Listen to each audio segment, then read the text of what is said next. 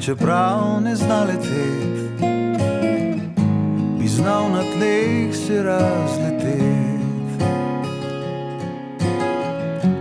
Taki skrili pač mahati ne zna, se naj z višino ne igra. A ko zagledam te, tvegat upam vse, tudi če pa vsem osmešim se. Sanjam te, vedno si v mojih mislih, sanjah se, zjutraj ob tebi prebudim. Sanjam te, vedno si v mojih mislih, sanjah se, zjutraj ob tebi prebudim.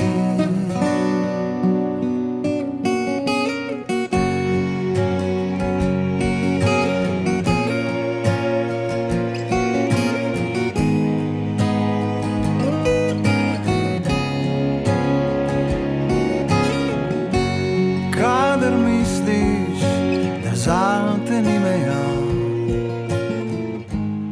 Toute l'année, il y a du monde ici, en effet, oui. C'est vrai qu'il y a la majorité, c'est juillet-août. Bon, juillet-août, c'est vrai qu'il y a vraiment beaucoup de monde, c'est les familles, vous savez, les individuels. Mais avril, mai, juin, c'est les groupes comme nous, là. Et puis après septembre, octobre. Et puis, bon, les Européens, vraiment octobre, ils commencent vraiment à partir. Mais encore novembre, hein, il y a encore les Asiatiques et les Brésiliens, tout ça.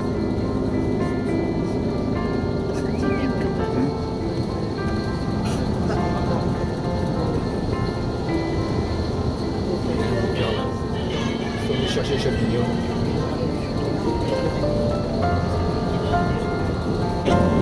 C'est précipité. Vous voyez le type de maison alpin, hein, typique. Ouais. Vous verrez que ça donne dans des balcons bien typiques, des balcons qu'on pouvait fermer. Ils appellent ça gang ici. Alors, il y a toujours pas mal d'agriculture, mais en majorité, enfin tous ils ont maintenant des chambres aussi, des chambres d'hôtes. Hein.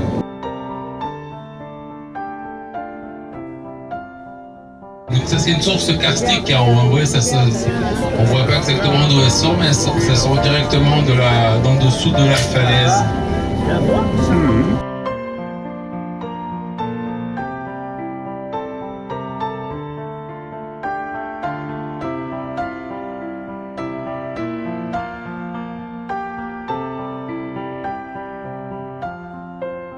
Voilà, on va longer le lac, comme ça on va regarder un peu le panorama. Donc le lac, c'est le plus grand de Slovénie.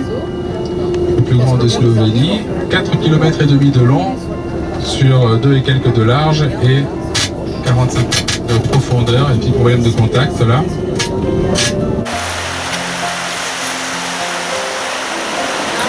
Oui.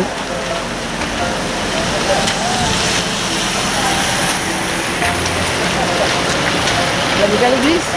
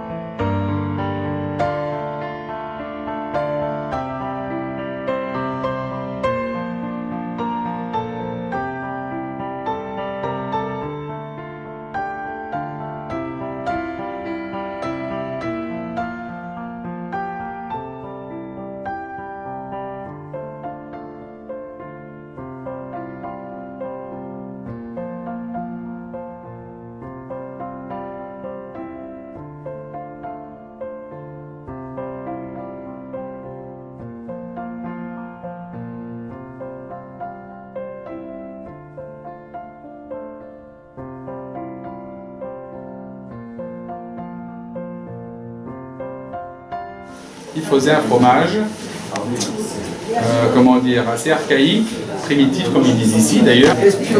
Grand système de, ouais, c'était une taupe. Grand système de coopérative.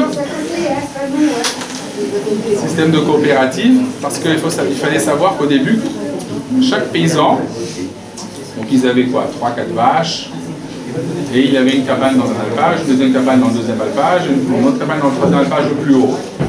Et chaque berger faisait son fromage. Et dans chaque cabane, ils faisaient leur fromage. Quand lui est arrivé, après ça a changé, ils ont commencé à faire une fromagerie dans chaque alpage. Et donc les bergers ils emmenaient leur lait, tout était scrupuleusement noté, ils avaient des papiers et tout. Et donc selon la quantité de lait, on leur donnait le fromage qui leur revenait. Voilà. Très fort. Et même les Français, quand les Français sont réputés pour aimer le fromage fort, hein, même les Français, pour beaucoup c'est limite, voire ils n'y touchent pas. Et vous aurez l'occasion de le goûter.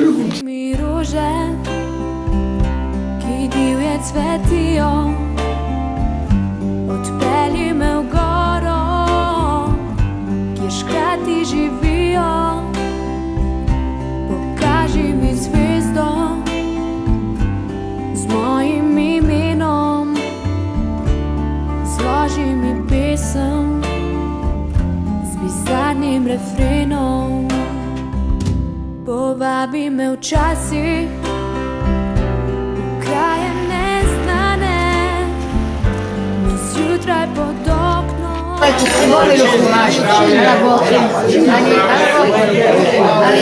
une centaine de Regarde il apprécie la viande. Alors bonjour et bienvenue à leur ferme Gartner, leur ferme de fromagerie quoi. Elle, c'est Lucia, il y a également sa mère, Anitza. Donc, ils sont très contents de vous recevoir ici, chez elle. Chez eux, il y a le frère aussi. Alors, vous verrez, donc les plus frais, comme je disais, tout ça, c'est le même fromage. Et il n'a pas été affiné au même temps. Nekega v zimskem času pa tudi kupimo iz drugih kmetij za predelavo. Alors ils sont une petite ferme ici dans le parc national de Triglav, ils ont 12 vaches. Alors tout le lait, ils le transforment ici sur place et quand il leur en manque, donc ils en achètent aux fermes voisines. Pour faire le fromage, oui. Imamo type sira bohinski. Le type de fromage qu'ils font, c'est le type qui s'appelle le fromage de Bohinj, donc qui a pris le nom de cette vallée. Donc ça c'est une variété, comme vous avez fait une variété, c'est le type de fromage comme l'emmental, comme je dis tout à l'heure. Donc eux ils ne font que celui-là. Mais ils en font plusieurs, c'est-à-dire qu'il est, comment dire, merde, il est affiné. Plus ou moins de temps, selon leur modèle, quoi. Du coup il n'aura pas toujours le même goût. Povabi me u časi u kraje neznane mi zjutraj pod oknom pripelji cigane povej mi o sanjah če tudi so grešne zaupaj mi želje če tudi so smešne. Et dans la ville voisine de Jalet, il y a même l'Institut du Houblon, donc c'est eux qui s'occupent de développer... ouais, il y a des petites gouttes, ouais. C'est eux qui s'occupent de développer des nouvelles variétés, tout ça, de houblon. Et c'est également là qu'il y a la fontaine à bière. Certains gens ont déjà entendu parler de ça, peut-être. La graine, elle a une peau très très fine, du coup, tu n'as pas besoin de l'éplucher. Donc après, c'est broyé, torréfié et pressé. Pour les vieux, franciscain, voilà. Là, c'était le bastion. C'était le point nord-est de la forteresse, de la fortification de Maribor. Le bastion. Là-bas. Ils ont rajouté un petit renaissance, vous voyez les arcades là-bas. Au 17e, ils ont rajouté l'église là. Au 16e, ils ont mis les arcades, au 17e, ils ont mis les là. À gauche, là, vous voyez, qui a été remis là-bas. un petit blanc et le catabois. C'est le musée régional de Maribor. Maribor donc s'est développé rapidement parce que comme elle était placée, très bien placée sur le bord de la Drave, entre l'Autriche et le sud là, et donc du coup il y avait beaucoup de commerce par barge, donc de bois et de vin surtout. C'était principalement transporté de la Drave, c'est la Drave, on va la traverser, là c'est une grande rivière de la Slovénie, bien qu'elle prenne sa source dans les Dolomites. Elle traverse une grande partie du sud de l'Autriche, après elle passe ici. C'est le bassin du Danube aussi. Donc ici tu naviguais jusque sur le Danube, donc ils faisaient des grosses barges comme ça avec des radeaux en fait, des gros radeaux avec les billes de bois qu'ils vendaient. Ils arrivaient à bon port, donc ils laissaient le bois là, puis ils revenaient à cheval. Donc c'était un travail, un métier assez dangereux, mais qui était bien payé. Et donc c'était une grosse activité économique ici à Maribor. C'est une ville qui a eu beaucoup de commerce, beaucoup d'artisans. Là on est dans la vieille ville, dans la partie qui était fortifiée. Je vais vous montrer comment on fait la fortification. Quand ils ont fait la ville, c'était une petite ville qui faisait 500 mètres sur 500 mètres, vraiment carré comme les Romains. Et à chaque point il y avait une tour de défense, quoi. Bon, et les murailles on les a virées, les tours elles sont quasiment toutes. Cygane, povej mi o sanjach, če tudi so grešne, zaupaj mi želje, če tudi so smešne, napravi to zmeraj. Donc la Drave, nous on est quelque part là, quelque part ici. Ils ont même fait déjà une nouvelle, ils ont fait la passerelle. On est là quelque part. Là, il reste une tour de la fortification, donc ça faisait comme ça. Et là il y en a une autre, 500 mètres. Après quelques 500 mètres comme ça. La tour qui est de ce côté là, je pense qu'elle n'existe plus. Le bastion, lui, il existe toujours. Il est là. Ça va être ça. Ça, c'est ça. Il y en avait une là, là, là et là. C'est le château de Maribor, ça on va passer là. Monument que je vous expliquais tout à l'heure. C'est la basilique. Et ils font du vin qu'ils mettent dans des petites fioles là, de 2 décilitres. Et c'est cadeau protocolaire. Ça s'appelle la maison du bibliothèque de ville. C'est un musée, c'est la dégustation aussi. Ils sont en train de la rénover, donc elle est fermée pour l'instant. C'est là qu'on aurait dû avoir la dégustation de vin. Voilà. C'est fermé, c'est bien.